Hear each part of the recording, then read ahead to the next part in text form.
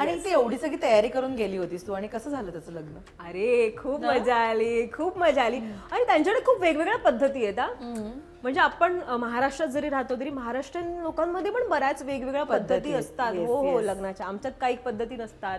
आगरी कोळी लोकांमध्ये वेगवेगळ्या पद्धती असतात. सो मला तिकडच्या पद्धती मजा आली आणि मी सगळंच केलं ना त्याचं, सगळंच.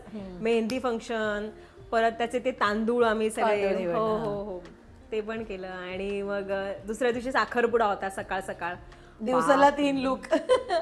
आणि ते लगेच लगेच होतं ना, साखरपुडा लगेच हळद लगेच लग्न. सो माझी टीम तर काय लगेच सगळे रेडीच होते. आणि अगदीच त्याच्या हॉलच्या एक्झॅक्ट समोरच मी हॉटेल बुक केलेलं, की म्हणजे मला लगेच 2-2 मिनिटात मी जाऊन चेंज करून येईन. मग आधी सकाळी सकाळी उठून मग आधी त्याच्या साखरपुड्याचा लुक केला, जी साडी. फार. अरे फार. आणि लोकांना, अर्ध्या लोकांना ते मीम्स पाहिलेच का, अर्ध्या लोकांना कळलं. मला इतकं हसायला आलेलं ना, म्हणजे मला असं वाटतं की मी खरंच धवरीसारखीच रेडी झाले.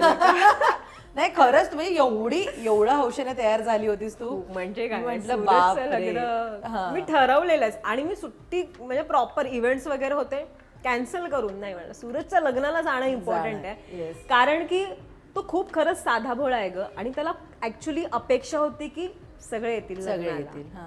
तो शेवटपर्यंत मला म्हणत होता, जान्हवी हे बघ हा येणार आहे, जान्हवी तो बघ तो येणार आहे, जान्हवी हे येणार. म्हटलं हा येतील येतील येतील. मी पण त्याला शेवटपर्यंत हो येणार, सगळे येणार सगळे येणार. पण आता मे बी प्रत्येकाचे काही प्रॉब्लेम्स असू शकतात. हो हो हो, अगदीच अगदीच असू शकतात. सो म्हणून अटेंड करायला नाही जमलं. पण तो थोडासा नाराज झालेला त्यावेळी की माझी जवळची माणसं नाही आली.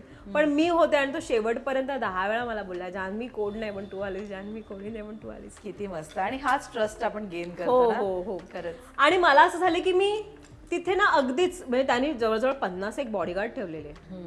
आणि तुला सांगू त्याच्या लग्नात 4-5 बॉडीगार्डच बेशुद्ध होऊन पडले. काय एवढी गर्दी? एवढी गर्दी, बाप रे. आम्ही ते व्हिडिओ मध्ये बघितलं, त्याच्यावरच अंदाज आला की केवढी गर्दी असेल. खूपच गर्दी. म्हणजे आणि त्याने काय केलेला, इन्स्टावर पत्रिका टाकून दिलेली, त्यामुळे सगळे सो अख्ख्या जगाला माहिती सूरज चव्हाणचं लग्न कुठे होतंय. आणि ऑफकोर्स त्याचं लग्न आहे तर मग बिग बॉसची टीम येणार. सो खूपच गर्दी झालेली. आणि मग त्या साखरपुड्याच्या विधींना पण त्याच्यासोबत पण मीच बसलेले पूजेला, तिच्यासोबत पण संजनासोबत पण मीच बसलेले. मग हळदी लावली आणि मग लग्न. आणि लग्नाच्या दिवशी अगं तो मी भडकल्याचे व्हिडिओज पण ते पण व्हायरल झाले. काय झालं, ज्या स्टेजवर लग्न होणं, अख्खी ऑडियन्स स्टेजवर, खाली पण भरलेत. अरे लग्न लावायचं कसं? लग्न अगं 5:30 वाजताचं लग्न होतं, 8 वाजले तरी लग्न लागेना, लग्न लागेना. आणि ना मला 9 वाजता एका इव्हेंटला जायचं होतं. त्याच्या लग्नाच्या दिवशी मी ऑलरेडी घेतलेला होता, सो ती कमिटमेंट होती. सो मला असं की मी अक्षता टाकेन आणि मी निघेन. लावूनच देईना लग्न, लावूनच देईना. मग सगळे मला, नाही ताई तुम्ही, पुरुषोत्तम दादा पण होते, म्हणे तूच बोल जरा माईकवर. मग माझं बोलणं टोकावरचं डायरेक्ट.